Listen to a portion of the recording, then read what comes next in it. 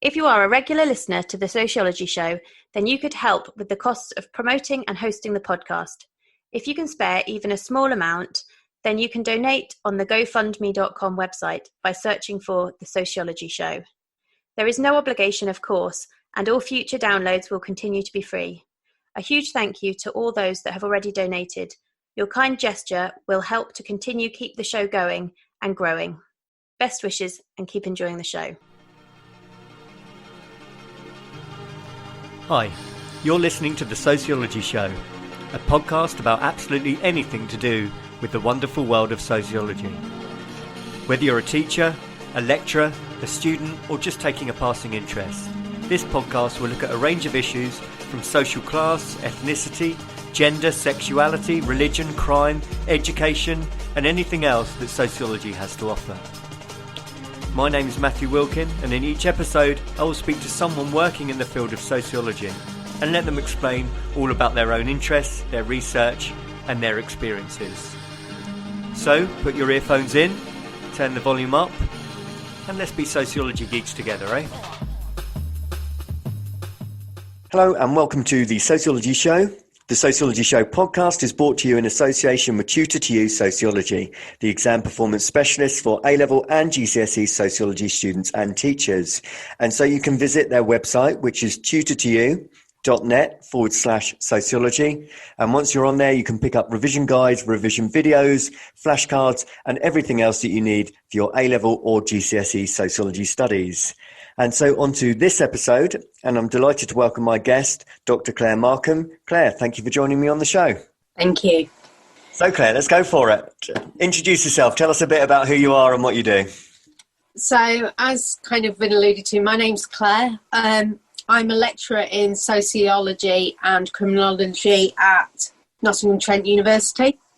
But what I'm going to speak to you about later on today is some of my kind of research areas. And I am particularly interested in rural pubs and their impact on communities and what they mean for communities and what the decline in number actually means for the communities, for people who use the pub, and also for wider village sustainability.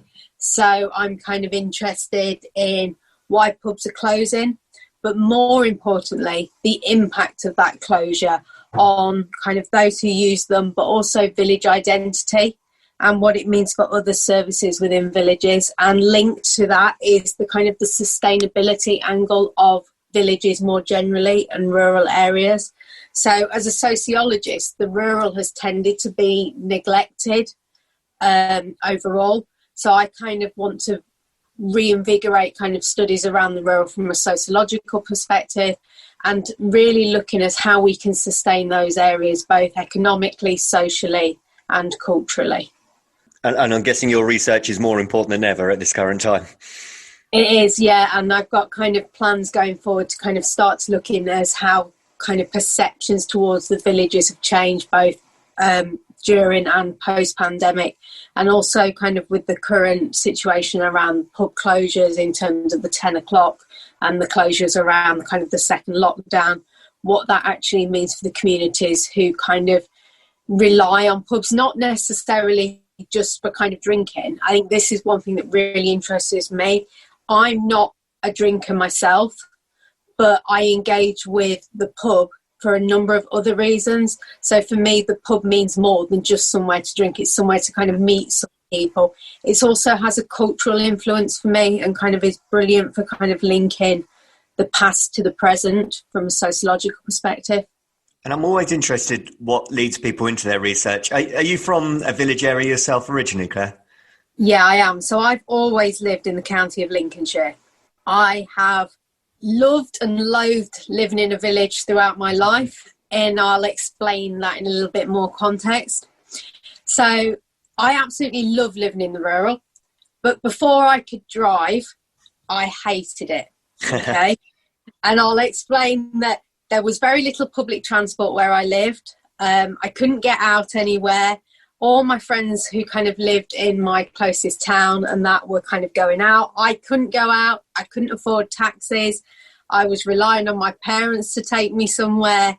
And it was genuinely a bit of, using the internet, but before the internet was kind of really fashionable for meetings and the whole Zoom culture had not developed. So it was kind of very isolating. Once I got my car and I was able to drive and able to kind of explore, I started to really see the rural in a different light. And it was one of these reasons that got me looking into kind of the provision of rural services, because it got me thinking about people who either for health reasons have had to surrender their license, or kind of for health reasons can no longer go into towns or cities. How do they kind of keep their well-being going? And kind of this is why I'm interested in both what kind of services provide in terms of kind of goods, but also what they can provide villagers and residents that is beyond that. And we can see that within the pandemic, how kind of you've got that more element of community feel starting to come back. Yeah. And how that plays into kind of people's perceptions of the rural.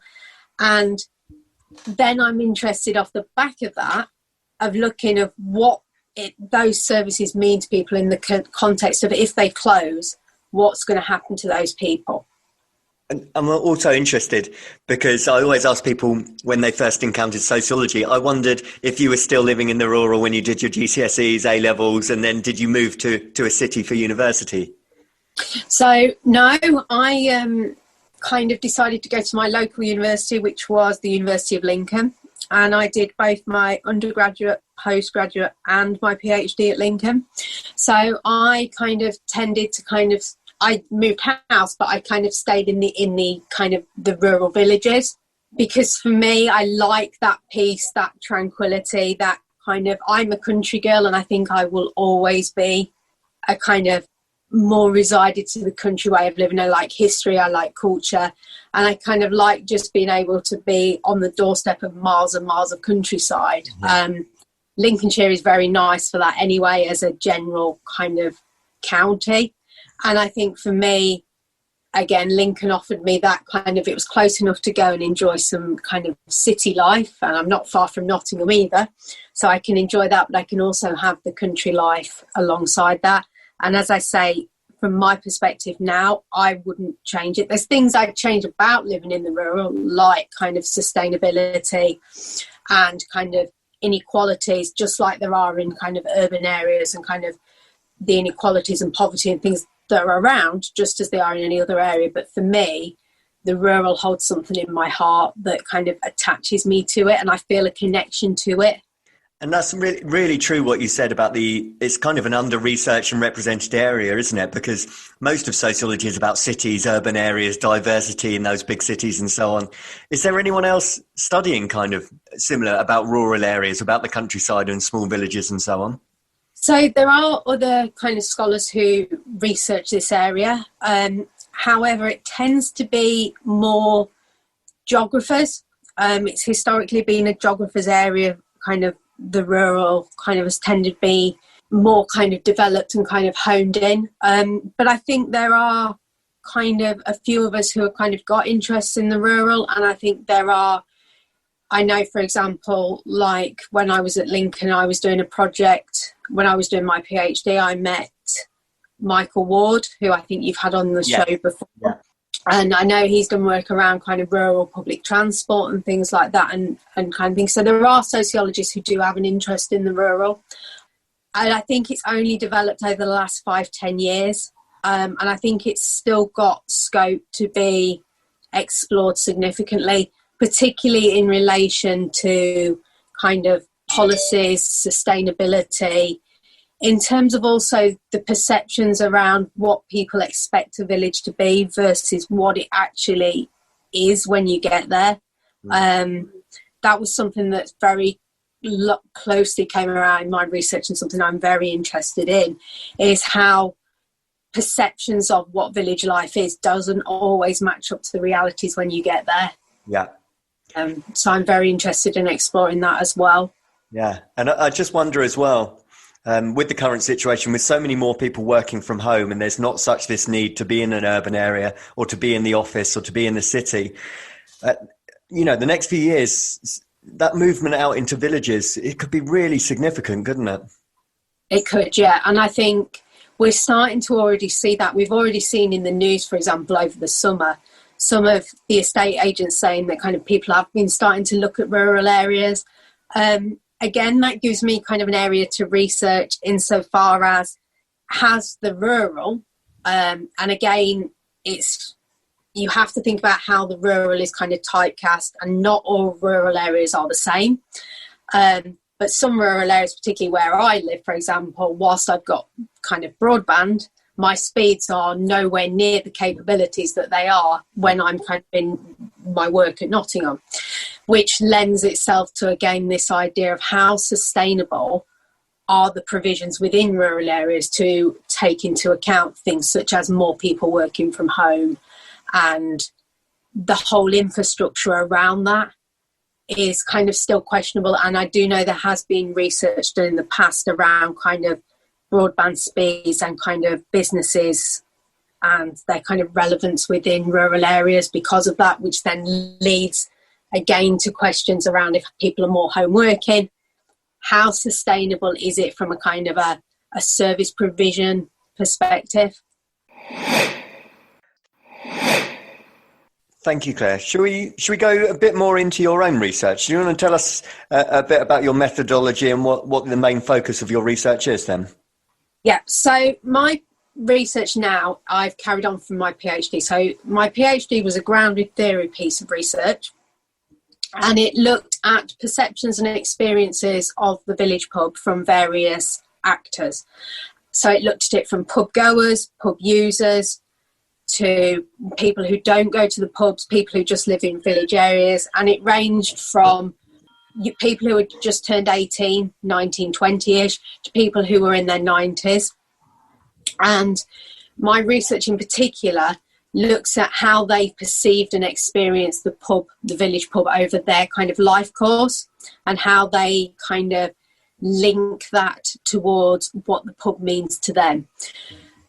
So I did 66 interviews in relation to that. And off the back of that, I created obviously kind of my thesis, and I have a chapter around the economic role of pubs, the social role of pubs, and the cultural role of pubs as kind of participants saw them. So it makes use of kind of Bourdieu's work in terms of capital, and kind of taking those three things as capital, social capital, economic capital, and cultural capital. And my thesis explored how those capitals interact with each other to help both sustain kind of village pubs, but also can work against each other. So off the back of that, as an example, I spoke to some people who had gone to the pub all their life, and suddenly then the culture of the place changed in terms of atmosphere, in change of landlord, in change of name. That dissuaded them from going because they didn't like the cultural changes, had an impact on how much time they went there. They stopped spending money there, and kind of then their social life kind of declined. So automatically I was beginning to see some links between the three different kind of capitals and how they interact with each other, and how they can work both to the benefit of pubs and individuals, but also how they can work if they're not kind of thought of as a three partnership element, how it can kind of impact negatively on pubs and village services.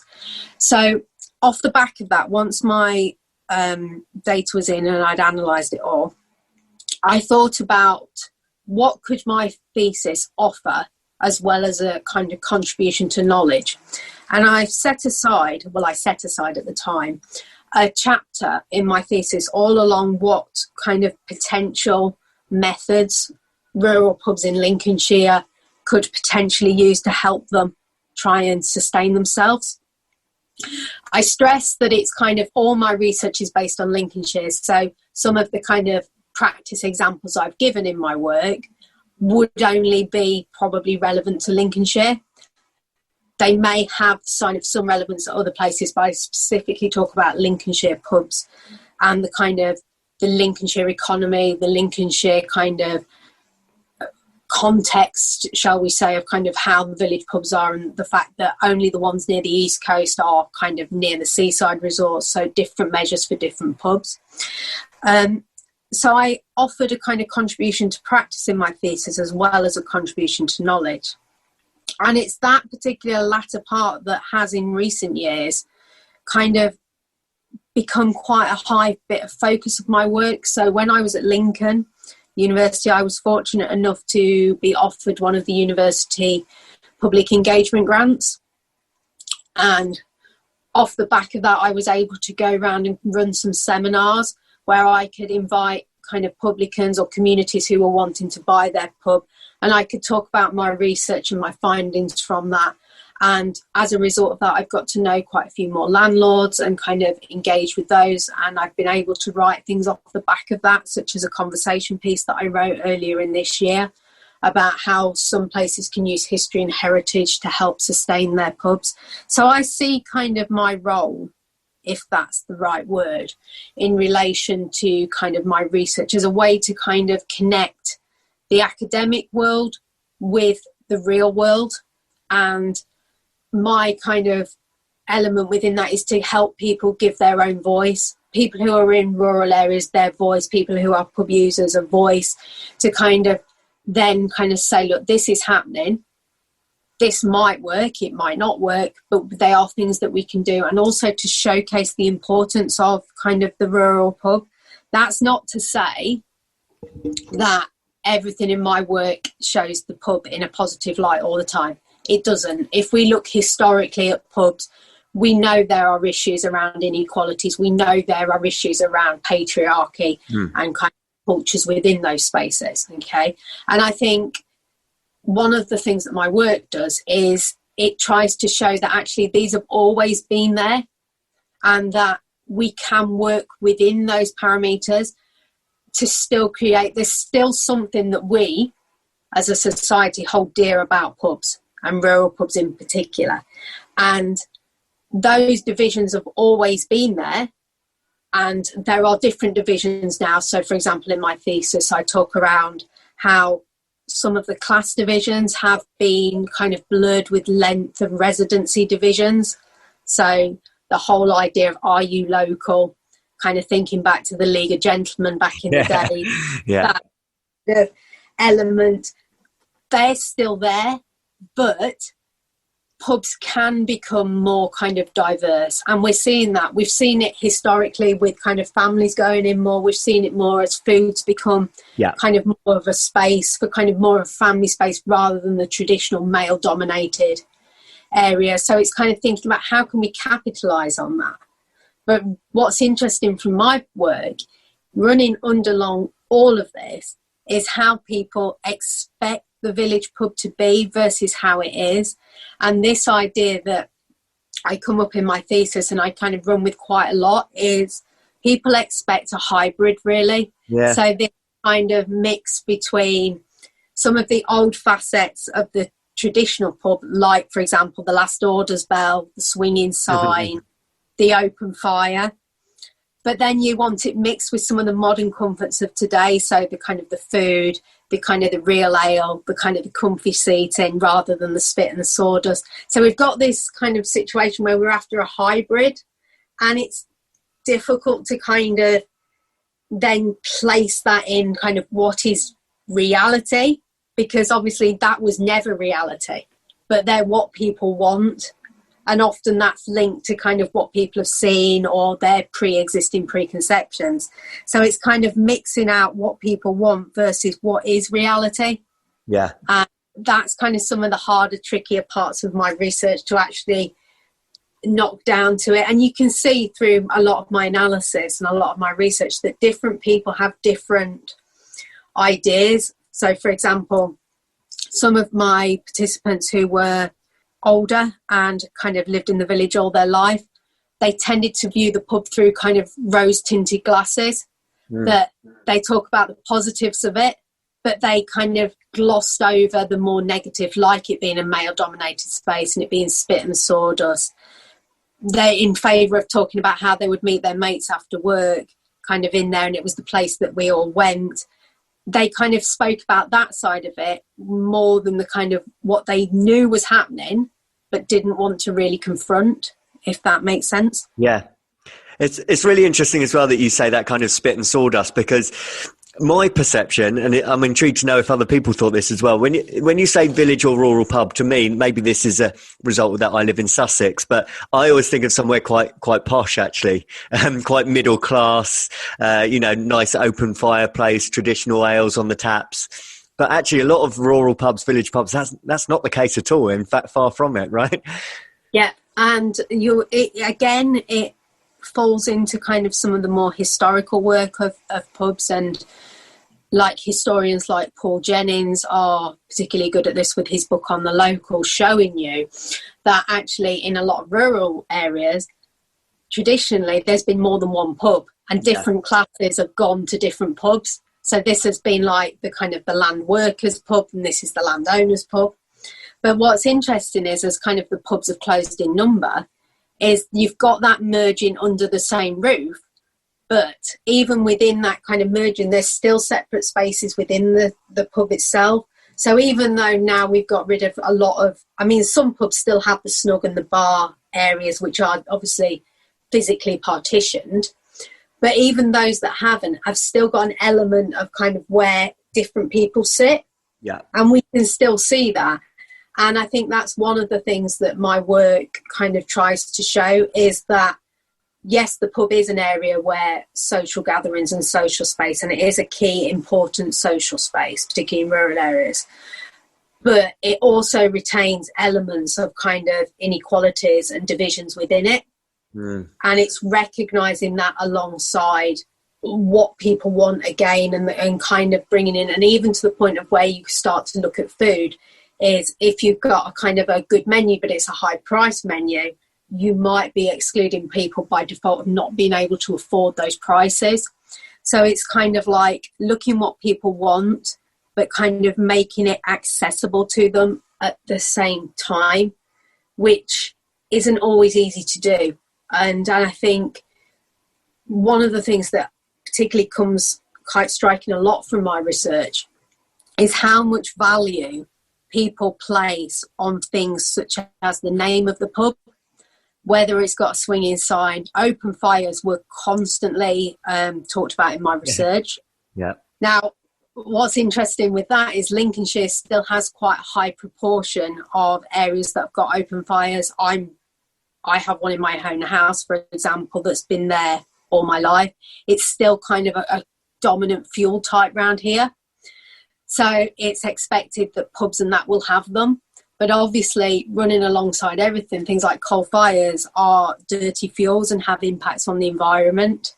So we've got this now from a sustainability perspective, is you want something, but also that has an impact on the environment, which we're trying to address as well. So we're now getting into realms of kind of complexities between different elements. Yeah. And it's quite interesting to watch.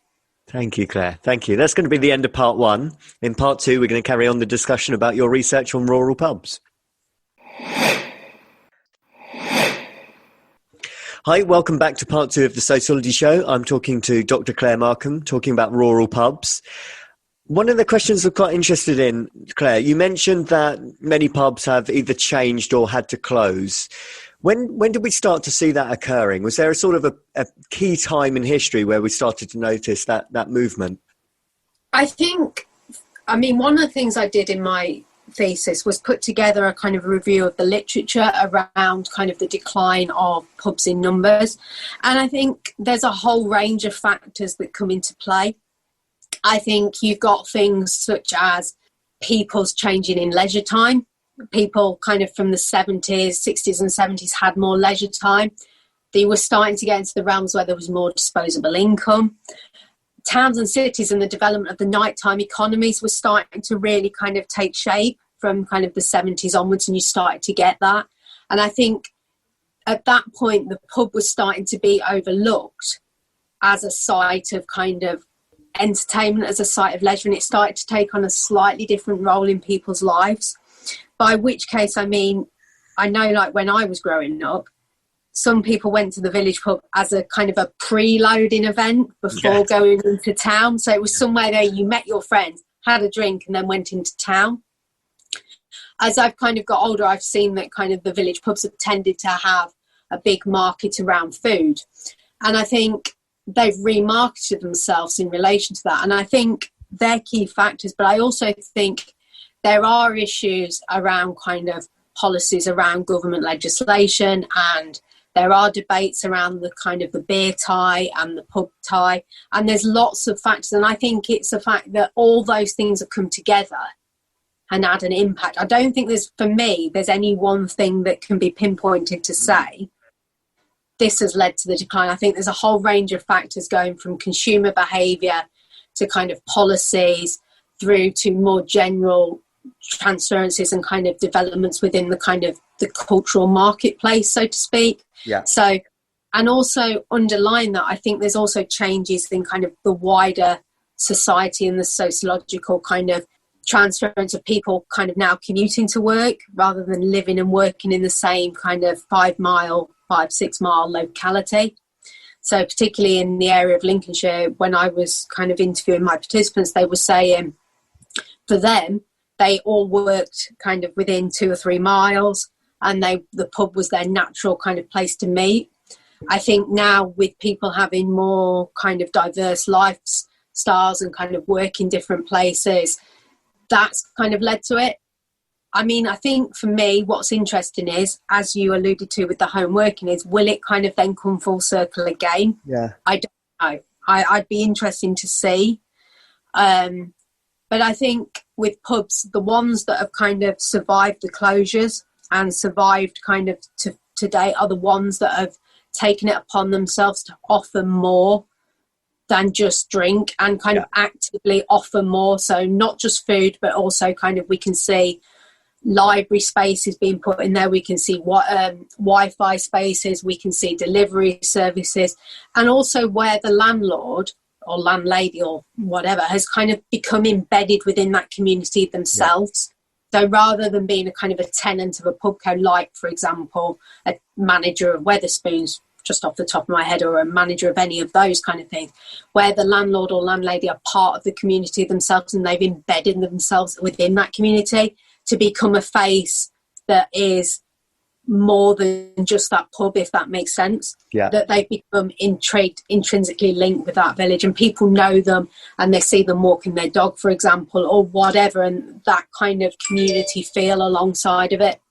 And that's really interesting what you said about how significant a change of hands can be as well. You know, if a pub becomes gentrified or a bistro starts offering food when previously it was a spit and sawdust pub, that can have a massive effect on a village, particularly if it's the only pub or only nearby pub for a lot of people.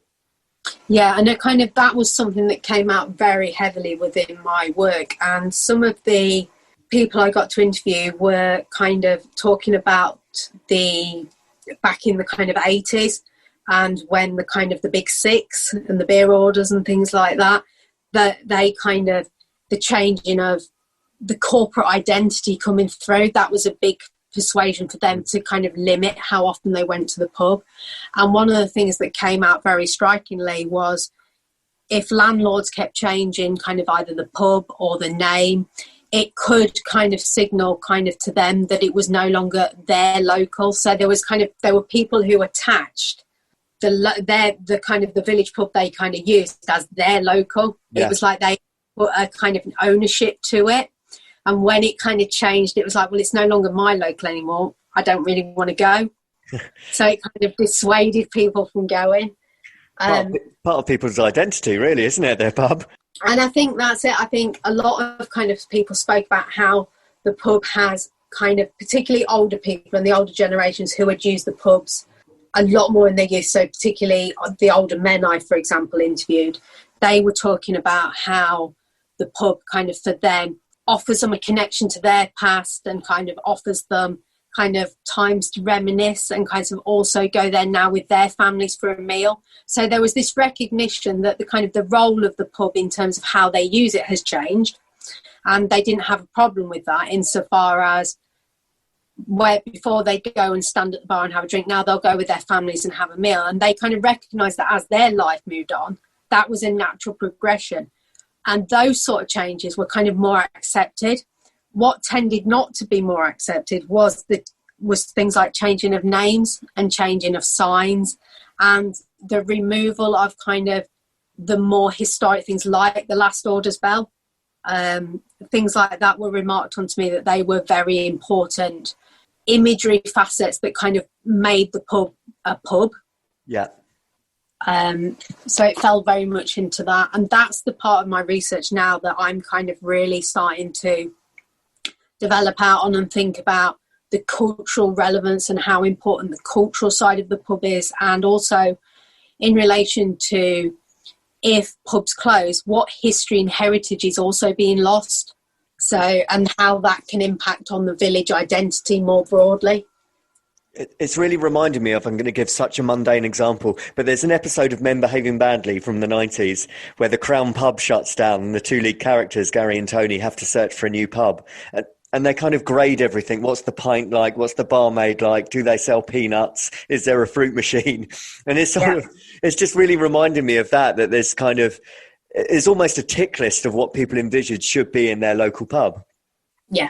And one of the things that certainly came across in mine was in my research kind of and in my public engagement events that I've run post PhD is this idea that some people assume it's going to be like the Woolpack off Emmerdale, where everybody in the village goes and it's all friendly and it's kind of all this. And yes, there is an element of that because pubs are social spaces. But in reality, only a small percentage of people from villages actually tend to use the pub for kind of on a regular basis for kind of drinking. Yeah. It tends to have more of a kind of aesthetic appeal to people and as a place to go when there's kind of weddings or kind of events, celebratory events. And it was almost like it was taken for granted, like a village isn't a village without a pub. And this element that actually, as long as the pub's there, it'll always be there. And I think one thing that I'm kind of keen to show in my research is that out of the 25 villages that appeared in my research, pretty much all of them had seen a decline in the number of pubs from kind of the 20th century onwards. And it was kind of like, from that, what does that really mean for those who do still use them? And I'm also interested because you said about changes in consumer behaviour, because there's a lot of research that shows, you know, the under 25s, for example, are less likely to drink. A lot of people are making a lifestyle choice not to take on alcohol. There does seem to be a movement away from that. Do you think that's going to have a significant impact as well? I think it could, but I think here there's real scope for development. And I say that, so one of the organisations that I'm aware of and kind of been speaking to is Club Soda. Yeah. And for those who don't know, Club Soda is kind of all around kind of sustaining kind of low or kind of no alcohol drinking and kind of promoting kind of non-alcoholic or low alcoholic drinks. And I think there's a real scope within the kind of the marketplace of the pub to actually use that to help its sustainability. And I say this particularly with my own kind of lived experience of the rural.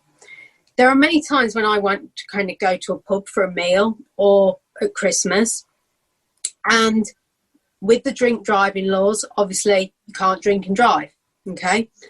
You've got all these other factors going in, which leads me then either to have pretty normally a Coke, a lemonade, or kind of one of the standard soft drinks that we would expect, okay?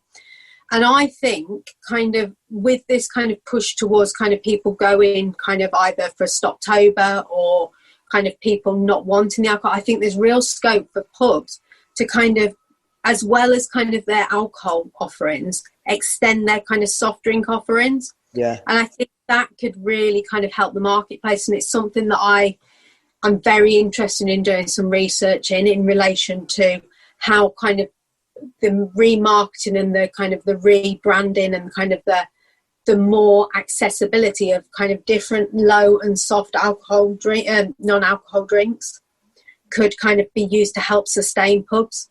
Yeah. So that's kind of something that I'm really interested in and looking at kind of doing some work in the future around. Yeah, there's a pub near me that actually their lunchtime, it's almost an extension of a cafe. It's very busy, but majority of people are having teas or coffees. So, it doesn't have to just be a focal point of alcohol, does it? No, and I think that's where a lot of my research comes in. So as I said in kind of part one, I myself am not a kind of an alcohol drinker. I might have the occasional gin and tonic, but by and large, if I go to a pub, I will 99.9% of the times have a tea, coffee or soft drink. That's my personal preference.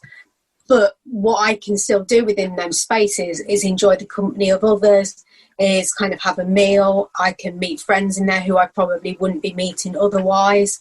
So it gives me that space to kind of take myself away from the kind of the house or the office space. So it's a different space.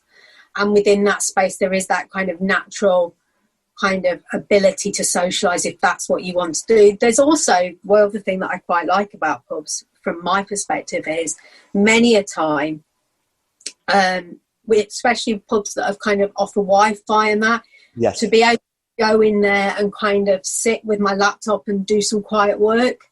So almost like I would do with some of the coffee shops. I've been known to do that with some of the village pubs around me as well, particularly when I was writing up my thesis. It was quite nice because it was quiet, but it was a space that kind of, you could see there was interaction going on, but you didn't, if you wanted to be part of that interaction with the kind of the bar person, you could be, but you didn't have to be.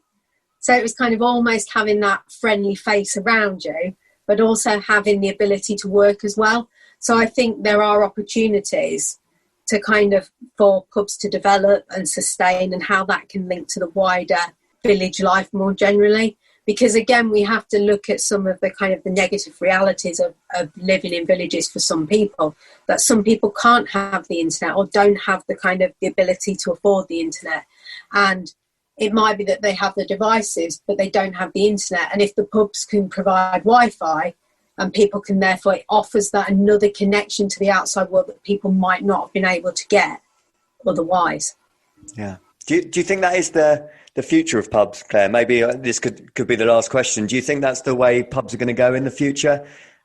I think pubs will always kind of try and diversify. And I think they know, they've learned over the years that they need to in order to keep going. Mm. And we've seen that with kind of how kind of historically food has not played a part within pubs very rarely, to it coming being kind of a staple for many pubs. Obviously there are some that are still wet led, and there'll always be, I think, a place for some wet led pubs, but I think going forward pubs are having to look about, as changes are happening in wider society, as more people are choosing, like you said earlier on, not to drink, well, how can we capitalise on that? What can we offer kind of instead of that? And kind of, again, my work is looking, one of the things that I'm particularly interested in, like I said, was the non-alcohol drinks, but also kind of how history and heritage can be used to help kind of pubs diversify in maybe a different way to what they have historically done.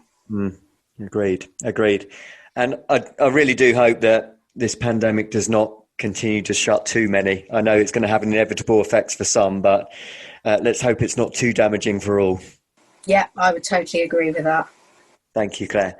Could I ask you just to finish off by telling us your details if people want to get in touch or add you on Twitter? Where else can they read more about your work? Yeah, so you can find me on Twitter under the username Cultural Claire, Claire without the I on there. You can also get in touch with me through my email address, which is claire.markham@ntu.ac.uk. And kind of I'm pretty much always on my emails, so you can contact me that way. But Twitter is a good way to get hold of me, to be fair. Brilliant. Thank you so much for your time today, Claire. I really appreciate it. Thank you. If you are a regular listener to the Sociology Show, then you could help with the costs of promoting and hosting the podcast. If you can spare even a small amount, then you can donate on the GoFundMe.com website by searching for The Sociology Show. There is no obligation, of course, and all future downloads will continue to be free. A huge thank you to all those that have already donated. Your kind gesture will help to continue keep the show going and growing. Best wishes and keep enjoying the show. Thank you for taking the time to listen to the podcast. If you would like to contact the show or be interviewed, then please email the sociologyshowpodcast@gmail.com.